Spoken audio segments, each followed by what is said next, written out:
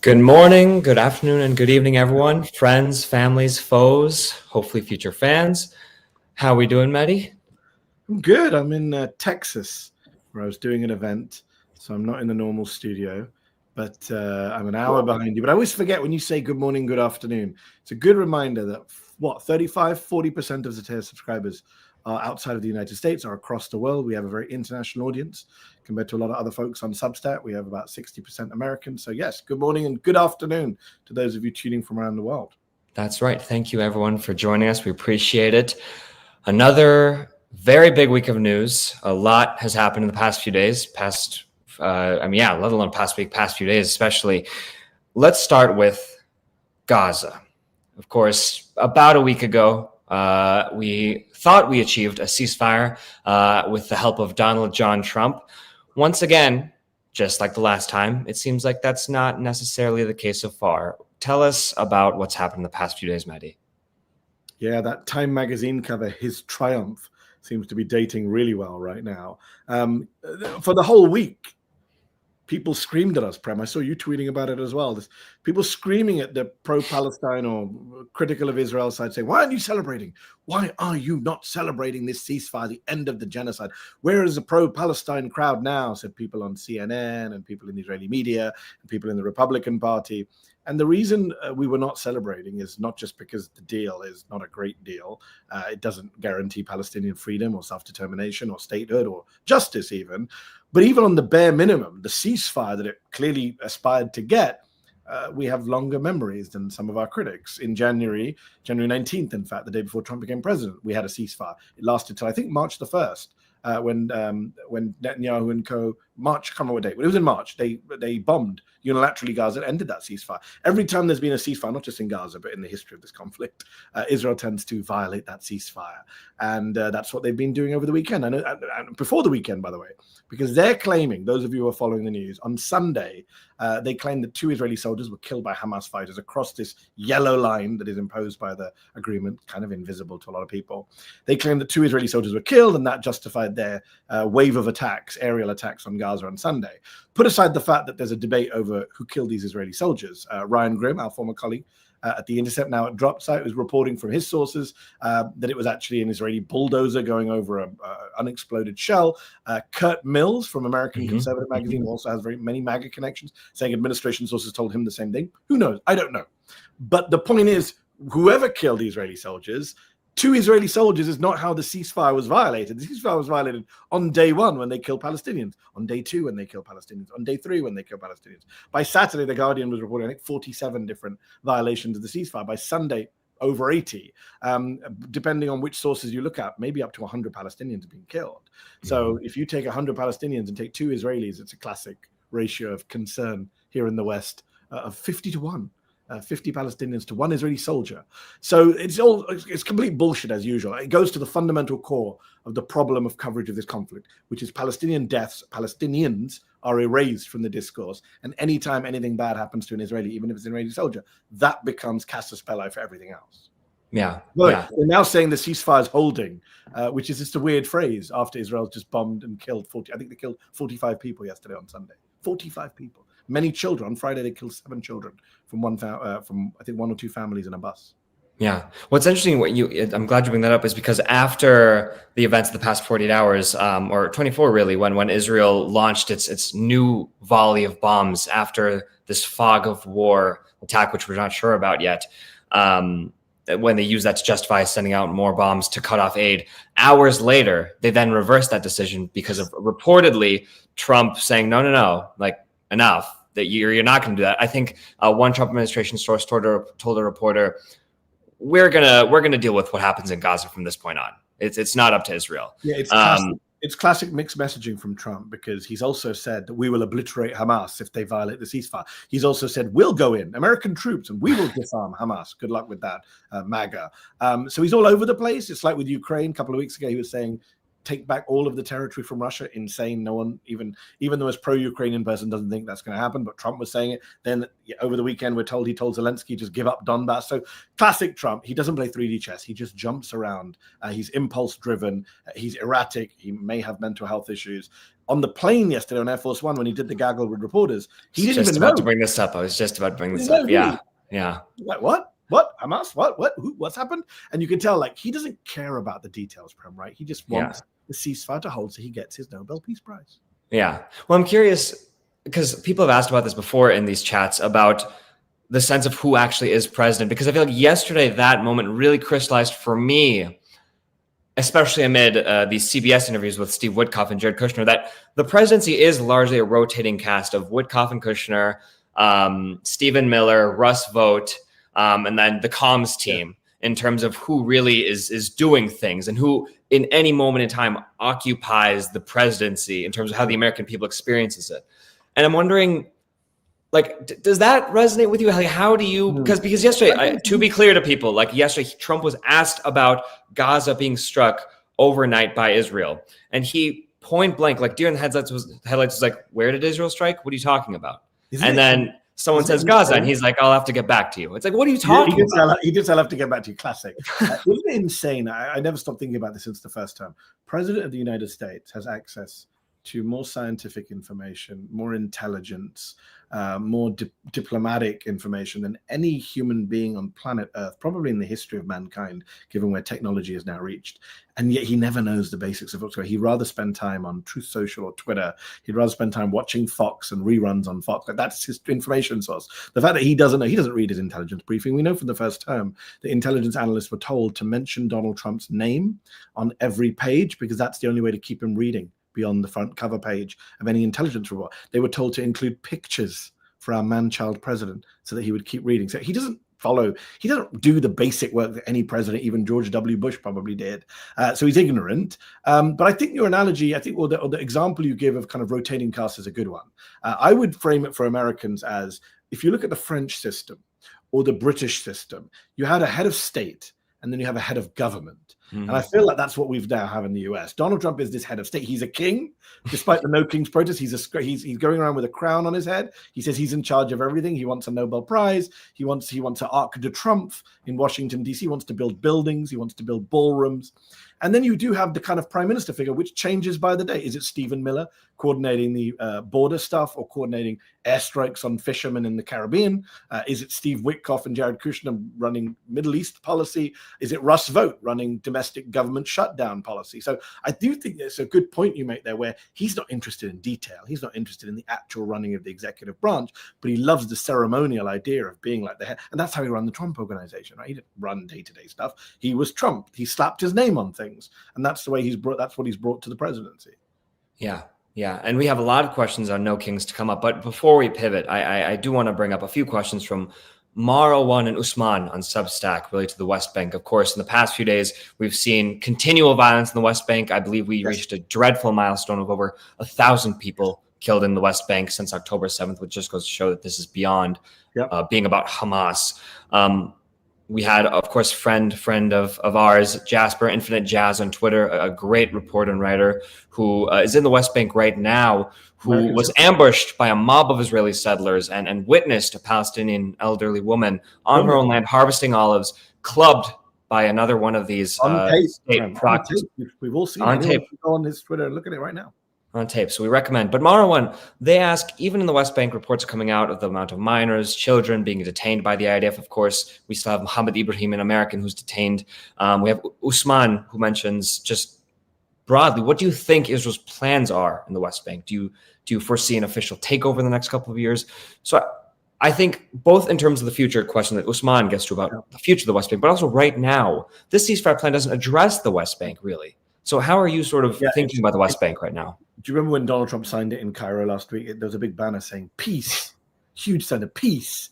And a lot of people have pointed out that it felt very mission accomplished, George Bush 2003. Insane. The Iraq War did not end in April or May 2003, whenever that banner was. It carried on for over a decade. This has been going on since 1948, some would say, before 1948. Trump actually went as far back to say it's 3,000 years old, as he has no idea what he's talking about. He claimed to have solved a 3,000-year conflict, but it doesn't even forget 3,000 years. He doesn't even address the occupied West Bank, which is the bigger part of the occupied territories. It's where the settlements are. It's actually, you could argue in many ways, much trickier to resolve the West Bank issue than Gaza. It's where the Israelis are much more committed to annexing and building Judea and Samaria, as they call it. Smotrich, who we know, the finance minister, is actually in charge of the West Bank. He has a defense ministry portfolio that people forget about, and he's the guy in charge. And he's made very clear that they will carry on building. Netanyahu government with Smotrich has announced the biggest expansion of settlements for many years. Ben Gvir, the national security minister, has handed out weapons to settlers. And Jasper's video, I urge everyone to go watch it. You see an elderly Palestinian woman being clubbed by a Hamas settler on camera. They don't care. Complete impunity for settlers. The very little that Joe Biden did in sanctioning a few settlers, Trump reversed that. One of those settlers he reversed sanctions on, as you've reported, allegedly carried out a killing on camera of a Palestinian activist who was involved in no other land. So we've seen that going on in the West Bank, and over 1,000 dead, according to the UN, 1 in 5 of them children, so over 200 children killed since October the 7th, 2023. Our friend Bassem Youssef, when he did that famous viral moment, that appearance on Piers Morgan back in October 2023, that was his mic drop moment when he says to Piers Morgan, how do you explain all the killings in the West Bank? Hamas doesn't run the West Bank. And there's never been a good answer to that question. If this is all about Hamas, if this is about eliminating Hamas's control of Gaza, if this is about disarming Hamas, if this is about getting back the hostages, none of that had any relevance to the West Bank. Hamas does not run the West Bank. There were no hostages in the West Bank. So how do you justify the endless killing of civilians in the West Bank? Now, 1,000 doesn't sound like a lot compared to 60, 70, 80, 100,000 in Gaza. But let's just put this in historical context. 1,000 is more than have been killed in the West Bank in recent years in other conflicts under other prime ministers. It's a huge number of people. I know we've become kind of inured to these numbers because of the mass killing in Gaza. But to kill 1,000 Palestinians, 1 in 5 of them children, in the West Bank, in any other period in modern history, would be one of the biggest stories in the world. And by the way, to answer your question, I do think the Israelis are going to annex the West Bank. They made that very clear. They are annexing the West Bank. Donald Trump has said it won't happen, by the way. He went out of his way to say, I will not allow it. So it'll be interesting to see if Netanyahu gets this one past Trump. Let's not forget that Donald Trump is the only American president who formalized and legalized, even though it's illegal, the annexation of the Golan Heights in Syria. There is a settlement named after Donald Trump. People don't know this. The only American president in history who has an illegal settlement named after him is Donald Trump. There's a Donald Trump settlement named in his honor in the Golan Heights. So forgive me if I don't believe his claim that he will stop the Israelis from annexing the West Bank. Yeah. And I think that is a very good and bleak transition into our next section here about Trump more broadly. We have Pondering Politics on YouTube giving us a good question. Can you speak to how Trump is going for broke, rigging the rules to keep Democrats out of power, gerrymandering, new Supreme Court rulings on the Voting Rights Act, Johnson refusing to, of course, swear in Adelita Grijalva, Vance saying he wouldn't have certified 2020? Because I think this gets to a broader aspect of just how Trump, just like Israel, is just acting with complete impunity, no accountability, no regard for, forget norms, just even any sense of established rules at all vis-a-vis Israel to his treatment of the opposition in this country. There's a reason why 7 million people turned out on Saturday across the country for the No Kings protests, the biggest single day political protests in American history. And that is because people recognize what is going on in front of our eyes, that there is no check or balance on Donald Trump. Congress has abdicated its responsibility to hold Trump to account, to hold the presidency to account. The Supreme Court has basically rolled over and through kind of emergency docket orders has given Trump everything he wants and undermined lower court rulings that have tried to keep him in check. We are seeing the building of a budding nascent dictatorship on Donald Trump's watch. And they're not hiding it, Prem. I mean, his response on Saturday, the White House's response on Saturday to the No Kings protests was to post an insane video of Donald Trump in a crown in a fighter jet marked King Trump dropping shit on American protesters, human shit. By the way, some media called it brown liquid because our media is so cautious. Our colleague Swin Subsang reached out to his contacts in the Trump administration who said, of course it's shit. What else would it be? They're very proud about that. And we've included that nugget in our new morning email that I wrote and we sent out this morning, first draft. Zeteo launched our morning newsletter. Do a quick plug for that, which I'll be writing on Mondays and Peter Rothblatt will be writing Tuesday to Friday. Make sure you're signed up.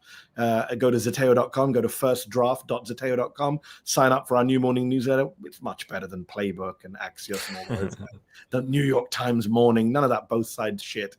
We'll tell you about the actual shit that Donald Trump wants to drop on the American public. So first he did that. And then they also put out a video, that old video that they put out many times before, of imaginary headlines showing Donald Trump president in 2028, 2030, 2037, 2048. He's president forever, right? The bragging about the fact that he has no intention of going anywhere. Chuck Schumer and Hakeem Jeffries turned up at the Oval Office to talk about the shutdown. He threw a baseball cap on the desk showing Trump 2028. They are advertising this stuff. I spoke at the No Kings rally on Sunday. I said that very clearly. If you're not worried about it, you should. He's literally selling merch for 2028. So this guy has no intention of stepping aside, has no intention of abiding by American democratic norms or traditions, is reveling in the idea that he is a king, no matter what he might say in interviews. His team have made it very clear. Steve Bannon is going on TV. I think he said to Chris Cuomo the other day, we're working very hard to make sure his name is on the ballot in 2028, even though the 22nd Amendment makes it very clear that he cannot be on the ballot in 2028. So I think we are in a moment now where people are waking up to the fact that this is not just about,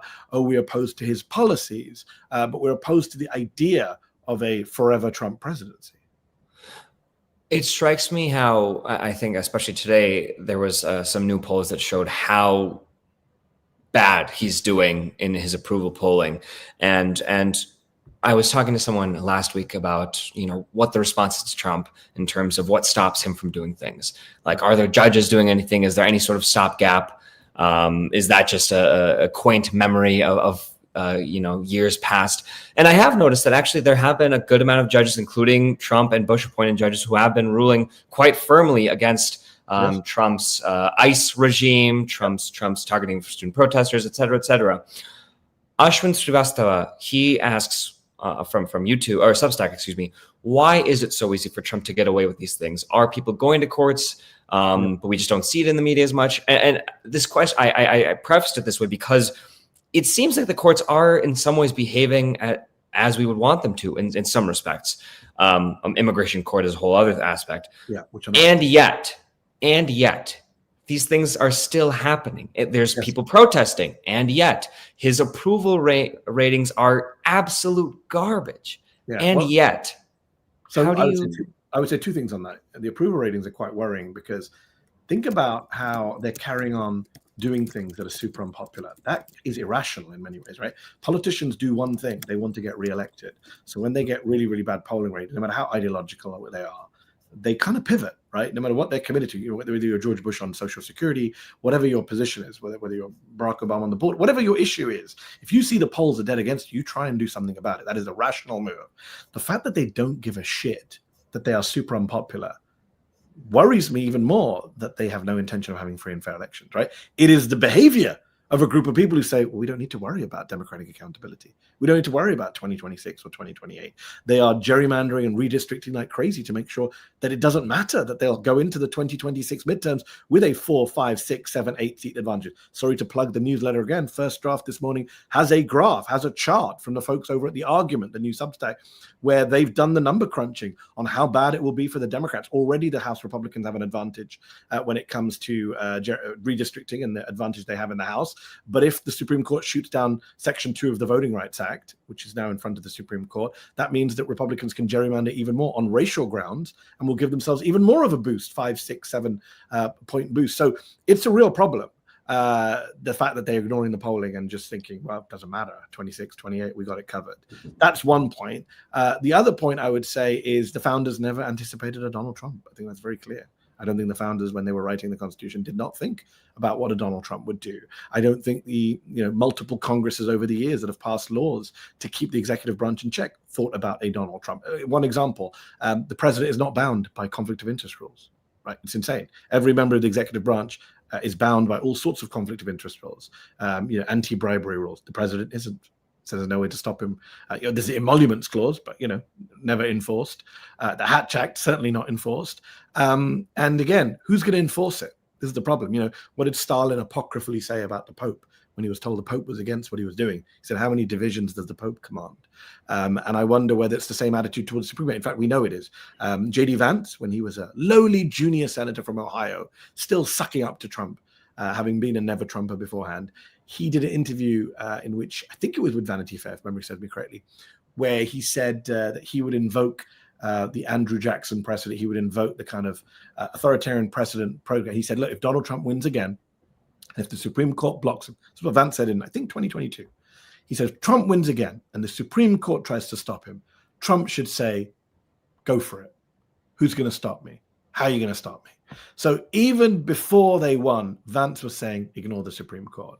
And the Supreme Court, they haven't had to ignore it, by the way, because the Supreme Court has played its role with its packed majority. And by the way, Eric Trump, I think it was, recently said, my father has a majority on the Supreme Court, which kind of gives the game away. You're not supposed to openly say that the justices are completely on your side. You're supposed to have this myth of impartiality. He's like, yeah, it's our Supreme Court. So even when lower courts have done amazing rulings, like Judge William Young in Massachusetts, Reagan appointee, did a 160-page ruling shooting down the administration's premise for detaining Rumeysa Ozturk and Mahmoud Khalil and others for speech crimes.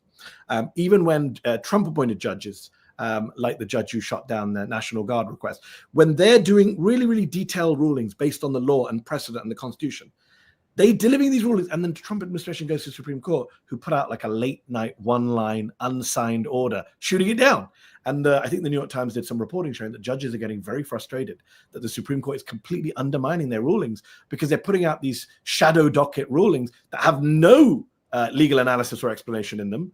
And here are these judges, district court judges, doing all the heavy lifting and being shot down for no reason, making it very clear that this is partisan. This is not based on judicial independence or kind of judicial reasoning. It's just Alito and Thomas and the rest of them doing what they're supposed to do, back the Republican president. So that's why I think he's getting away with it. And I think if we ever do get rid of Donald Trump, inshallah, as Joe Biden might say, then I think the next Democratic administration needs to take Supreme Court reform seriously, needs to take constitutional reform seriously, needs to take democratic reform seriously, needs to do something about gerrymandering, needs to do something about lifetime appointees on the Supreme Court, needs to do something about the Electoral College. You can't just carry on like this. The system's broken.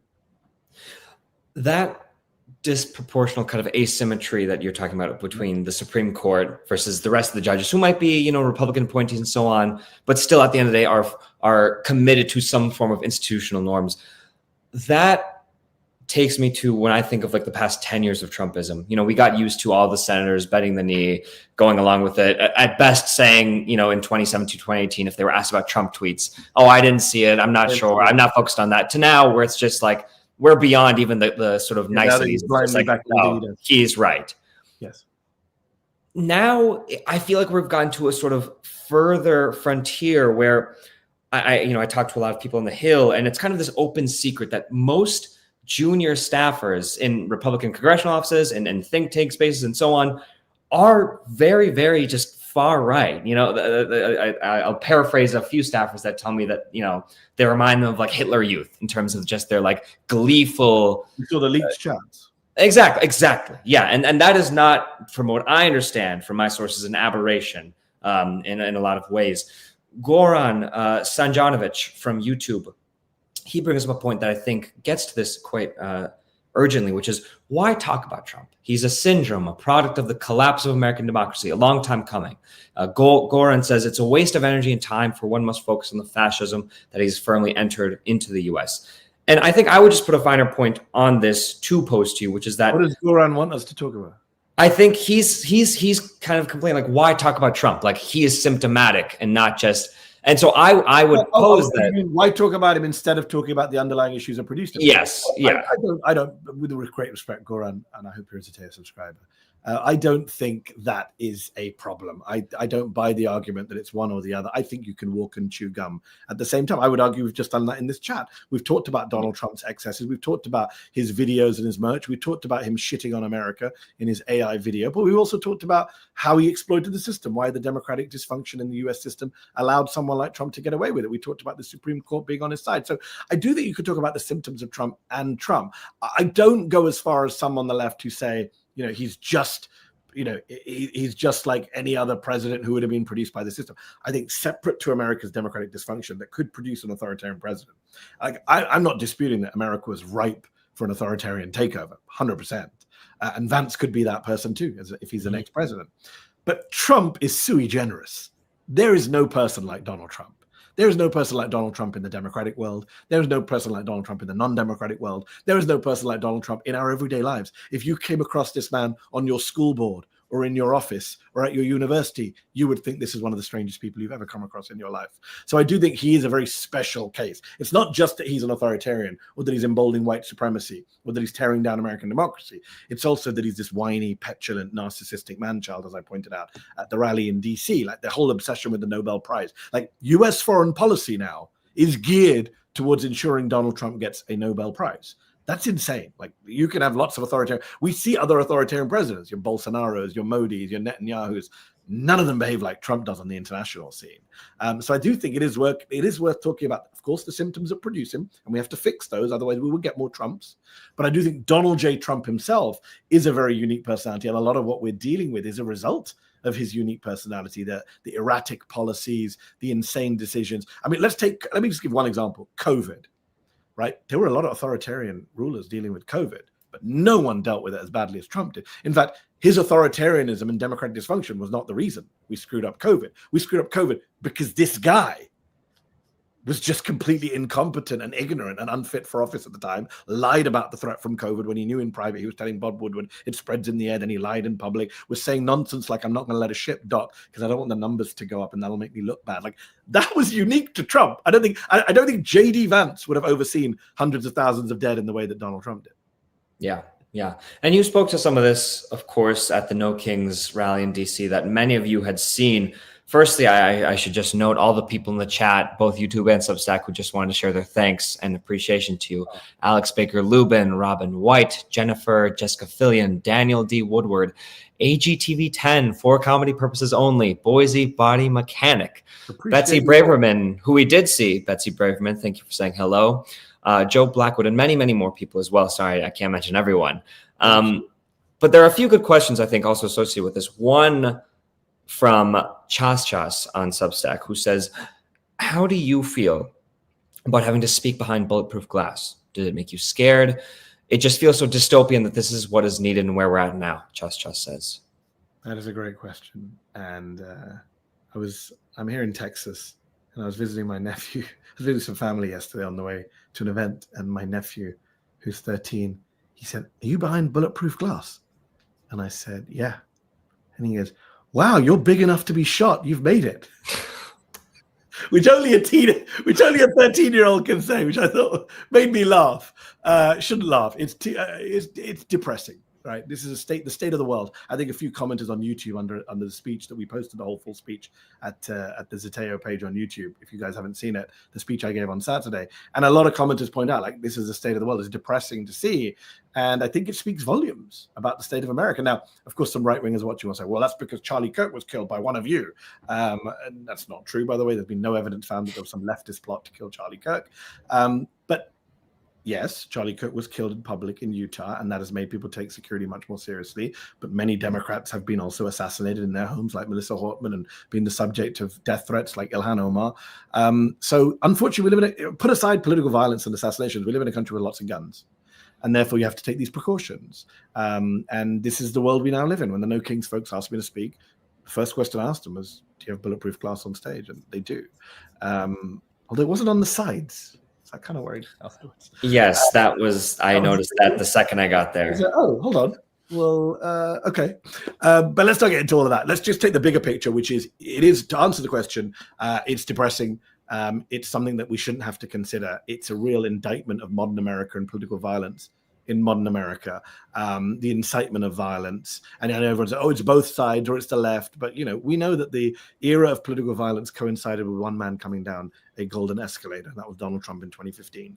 We didn't have this kind of threats of violence before. One example I always give is, Republican members of Congress retired, citing threats from their own constituents. Mitt Romney, who spent, I think, $15,000 a day on personal security after he voted to impeach Trump at the very first impeachment trial on Ukraine. He said that many other Republicans wanted to vote with him. but they were scared for their own safety from Trump supporters, from Republicans, not from the other party. It's not that they were scared about being killed by Democrats, being scared by killed by their own supporters who love Trump more than democracy. So I think that is the world we live in now. I think the inability of Republicans to deal with gun crime and gun violence, just, we live in a world where you can go online to buy bulletproof backpacks for your kids in school to prevent them from being killed. We'll do that. We'll invent bulletproof backpacks, but we won't do anything about the sheer preponderance of guns and assault weapons and weapons of war on the streets of the US. I do think that the next president of the United States, if we get one, will have a big task, whether they're Republican or Democrat, to try and deal with this problem of political violence. And this is why some of us call Trump a fascist. I remember a leftist friend of mine arguing with me last year and the year before, someone in fact, Prem, telling me in a group chat that, what are you talking about? This is not fascism. Let's not exaggerate. There are not armed militias on the streets. There's not the threat of state violence. Well, here we are. I mean, the man pardoned hundreds of domestic terrorists on January 6th precisely because he wants to have these people on the streets to give him support. And I do think it's worrying. I understand why people are worried and kind of keeping their heads down. But if we do that, if we all keep our heads down, if we're all afraid, then he wins. And we can't afford for him to win. Yeah. And that takes us to the amount of people who were at the protest. Of course, there was 2,700 rallies, I think, reportedly across the country, some 7 million people, one of the biggest days of protest in American history. Mark R. on Substack asks if you have any sense that these protests and maybe some in the future are a sign of momentum of opposition and will ultimately be effective in meeting the challenge of facing this administration and, as Mark says, toppling this regime. Do you think there's substance at these protests? Do you think they can they have staying power? Well, just to be clear, I know that we're toppling the regime. I'm quoting Mark. Some of us still believe in democracy, and I think that even with an undemocratic regime, that goal still has to be to vote them out. If we don't have free and fair elections, let's cross that bridge. I think there is momentum. I think what was so invigorating on Saturday was the cross-section of people that you and I were there in DC. We looked around and saw we were looking for the radical Marxists and Antifa and the terrorists and the Hamas people, and we didn't see them. There were people of all ages. By the way, if you notice Ted Cruz, all these Republican actors saying, there's just old white people. There's only old white people. They can't decide. They can't decide. But they can't decide if these are young Antifa terrorists or are they old white people. And also, when did the Republican Party become anti-old white people? I thought that was the base of the Republican Party. Good luck if you're turning on old white people. But the crowd was super, super, super genteel. It was like a carnival atmosphere. It was like a day out for families. There was no edge or anger or no violence. The police in New York, that notoriously left-wing group, the NYPD, put out a statement saying, we did 0 arrests across the 5 boroughs, hundreds of thousands of people. So I think the momentum's there. And I said this at an event here in Texas that I was speaking at.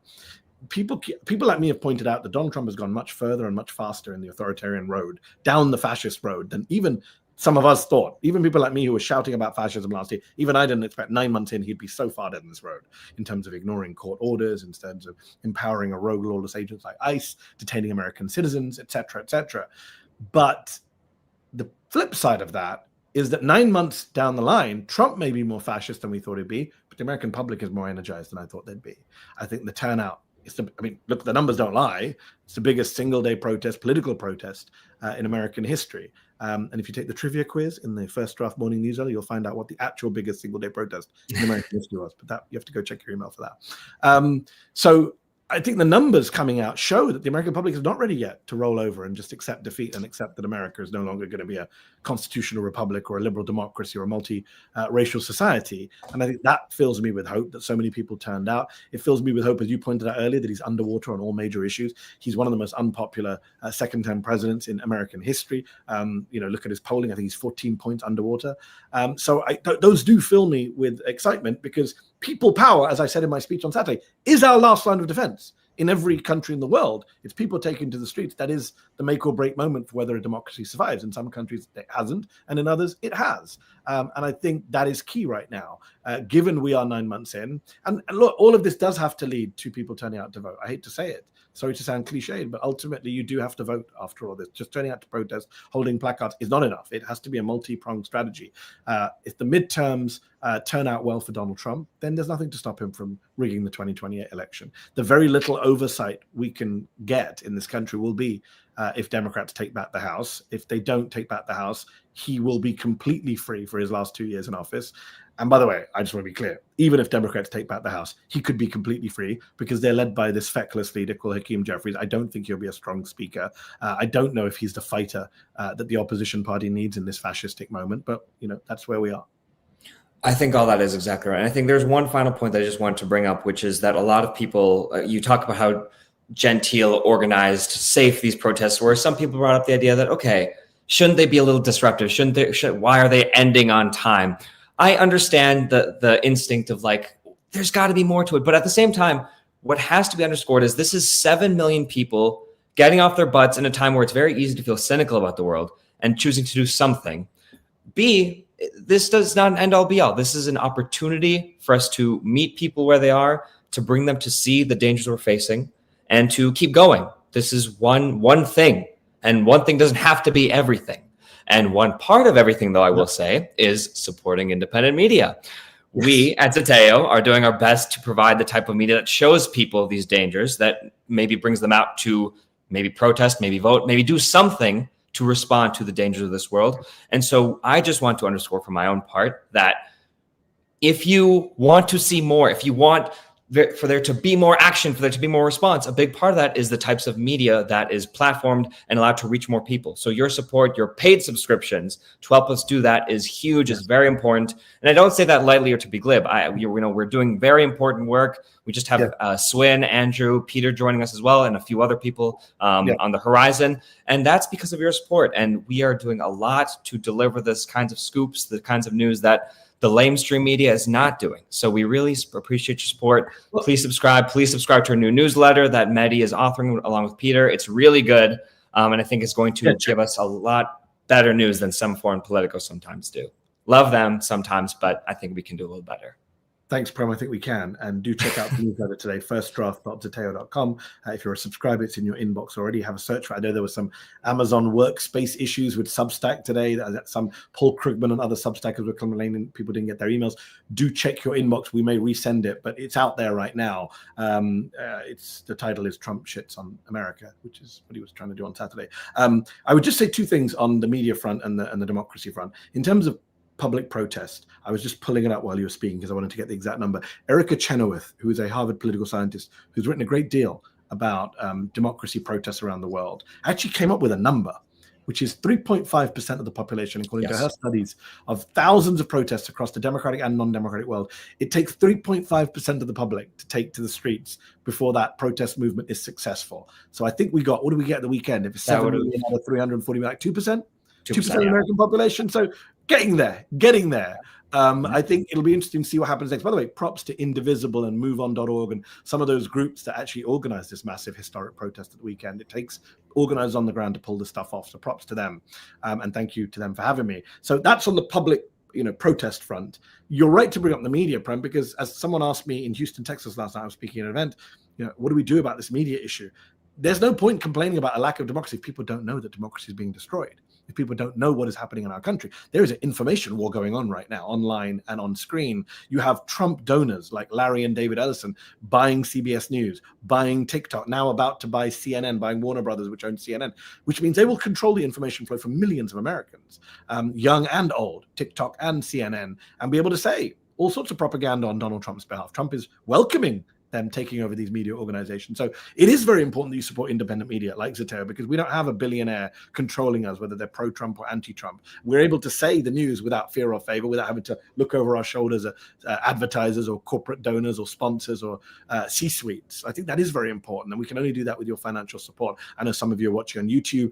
You watch our YouTube channel for free, which is great. We have 1.4 million. Let me just do the math for you. We have 1.4 million subscribers on YouTube. We have 500,000 subscribers on Substack. And of those 500,000 subscribers, over 50,000 are paid. If some of you folks on YouTube want to become paid today and boost some of those numbers and support us so that we don't just do videos on YouTube, but we're hitting across the board our messaging commitments, you also get a nice discount to Zeteo merch. Do head over to Zeteo.com. It costs less than the cost of a cup of coffee a month for our annual plan, $84 a year. So do come support Zadeo so we can carry on doing the journalism we're doing. We just launched our newsletter. We just launched a new podcast called Beyond Israelism. We had a documentary that we bought that the BBC wouldn't run called Gaza Doctors Under Attack. We've hired a new political reporting team to bolster the amazing work Prem's done, Andrew Perez and Swin Subsang from Rolling Stone. That all costs money. So do come and support independent media. Do put your money where your mouth is. Absolutely. Cheers to that. And I just one final thing. I know it seems like a lot. You have a lot of people who want to support. I will say we've been growing quite a bit thanks to you guys. And one thing that I felt is that we've been growing at an exponential pace, because the more that you support us, the more that it's compounding. It's a snowball effect. And I just want you to know that tell your friends. Exactly. So thank you all very much. Take care. And see you guys in next week. Take care. Be well, everyone. The newsletter. See you later. Bye-bye. Thank you very much.